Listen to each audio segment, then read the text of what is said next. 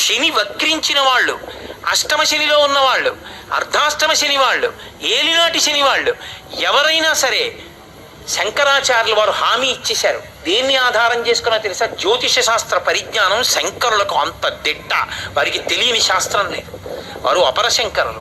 కాబట్టి మహానుభావుడు ఆయన జ్యోతిష శాస్త్రం అంతా తెలుసు కాబట్టి ఈ జాతికంతటికి ఆయన ఒక వరం ఇచ్చారు.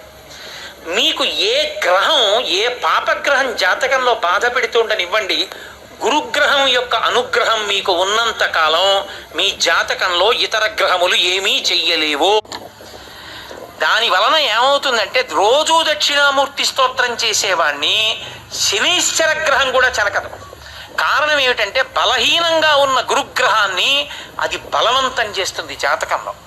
పైకి కనపడదు. జాతకం చూశారనుకోండి, గురుగ్రహం బలం లేదండి మీకు అంటాడు. నేను